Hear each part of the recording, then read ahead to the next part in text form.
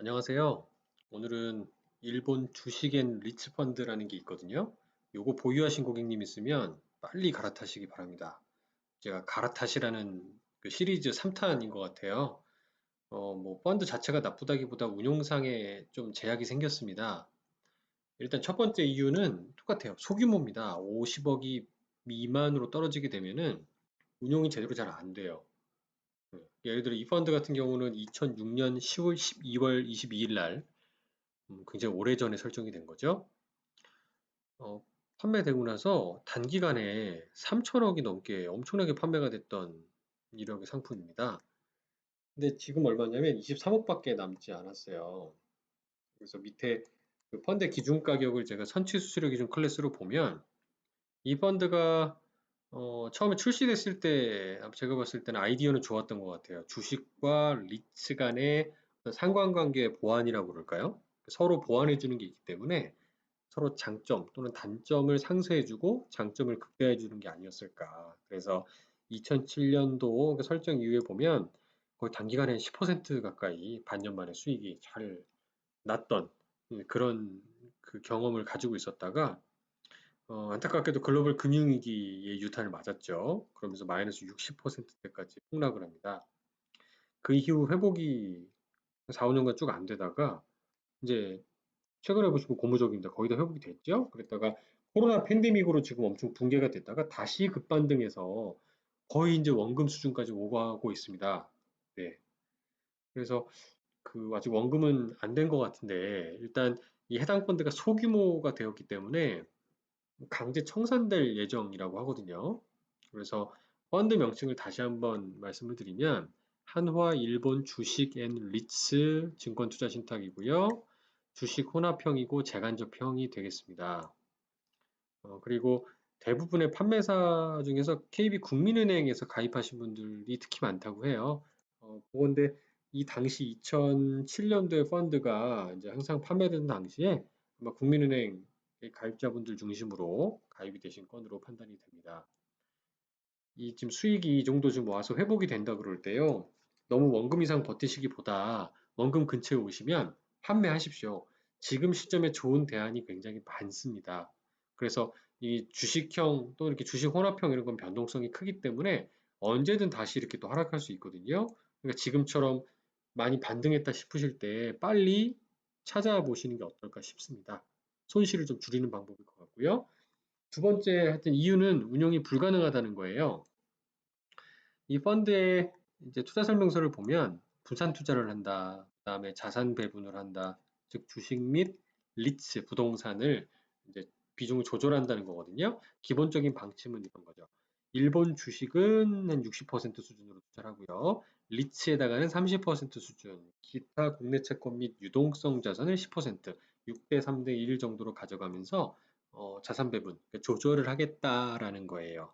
근데 이거 지금 실제 운용되는 상황을 이제 체크를 해보면 대부분 그 일본의 주식 ETF 있죠? 시장 우리 같은 코덱스 200 이런 것처럼 토픽스 지수를 추종하는 인덱스 펀드에 대부분 투자가 되고요.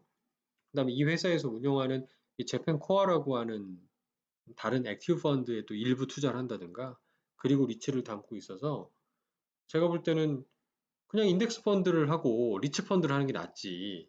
이게 처음에의 그 투자 방침, 자산운용 방침이 설정액이 줄어듦으로 인해서 좀 원활하게 수행이 안 된다라는 판단이 듭니다. 아시다시피 재간접형으로 구성이 돼 있으면 보수가 기본 펀드에서 떼는 보수도 있지만 이 펀드가 ETF 같은 펀드에 투자를 하게 될 경우에는 그 펀드의 보수까지 추가로 부담을 하는 상황이 되거든요. 그래서 일단 운용상이 좀 어려워졌다. 그리고 해지될 것 같다. 아마 시기는 올해 연말께로 지금 예상이 돼 있다라고 합니다.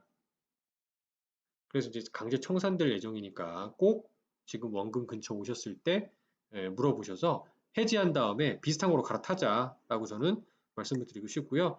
이런 식의 소규모 펀드 해지 안대문이 곧 올 겁니다. 이거는 거듭 또 한 번 강조드리지만 자본시장법 시행령 223조 4호에 따라서 그거는 강제로 해지가 됩니다. 고객님이나 또는 판매회사에서 최대한 고객님의 이익을 방어해 드리려고 이거 안 된다라고 해도 강제 청산될 수 있는 상품입니다. 그러니까 좀 안타깝지만 이 상품은 갈아타자 말씀을 드리고 싶고요. 이건 제가 이제 이런 식으로 올 건데 이제 아시아 분산 채권은 그냥 샘플로 보여드린 거예요. 이런 게 이제 날라온다는 거예요. 상환금 지급일도 예를 들어 뭐 올해 12월 말이다 이런 식으로.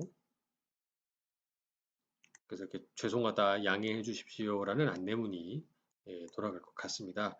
그래서 저는 이제 요것만 말미 항상 말씀드리지만 이걸 전혀 모르고 또는 이 내용을 접하지 못하신 분들이 나중에 펀드가 딱 강제 청산이 돼서 해지가 돼서 뭐 통장으로 그냥 현금만 딱 들어와 있어요. 그럼 굉장히 이제 흥분하시고 민원 거는 분들이 많으실 수가 있어요. 그래서 그럴 때는 이 국민은행 같은 판매회사에 가서 따지셔봐야 소용이 없습니다. 그럼 해당 직원분들도 그냥 원론적으로밖에 말씀을 드릴 수가 없어요. 공식적인 입장이기 때문에 그렇고 그건 자산운용회사에서 그러니까 펀드를 운용하는 회사에서 강제로 청산하기 때문에 그렇습니다. 따라서 지점에서 관리해 주시는 PB 분들이 자산관리사 분들이나 직원분들 너무 나무라지 마시기 바랍니다. 이거는 이제 자산운용회사가 혼나야 되는 건 이거든요. 운용을 잘 해서 좋은 성과를 드렸으면 좋은데 그런 부분들이 좀 미흡하다 보니까 결과적으로 펀드 스탁고가 많이 줄어들어서 발생한 일이다라는 점입니다.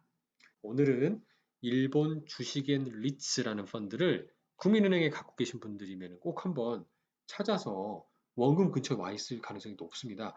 빨리 이거 판매하셔가지고요. 다른 걸로 태우십시오. 뭐 어떤 걸로 태우냐라고 물어보시는 거는 여기 지점에 계신 PB나 직원분들하고 상의해 주시면은 잘 설명해 드릴 수 있지 않을까라고 생각이 들고요. 뭐 저는 저한테 만약에 물어보신다 그러면 나는 그래도 일본을 그래도 투자하겠어. 반일 감정은 있지만 일본 주식의 지분을 소유해서 막 그렇게 생각하시는 분들이 계시면 아마 동종 유형의 일본 주식형 펀드나 일본 ETF가 또 있어요. 그런 걸로 갈아타시는 게 좀 좋지 않을까라고 생각이 되고요. 그게 아니면 지금 현재 최근 트렌드로 봤을 때는 미국의 나스닥 그 주식들, 미국 주식들 같은 거를 좀 사놓으시면 어떨까? 조금 더 안전하게 가실 분들은 뭐 하이힐드 채권 같은 거 사놓으면 어떨까 정도가 좀 추천드릴 대안이 아닌가 싶습니다. 오늘은 일본 주식엔 리츠 꼭 갈아타십시오라는 말씀을 드렸습니다. 감사합니다.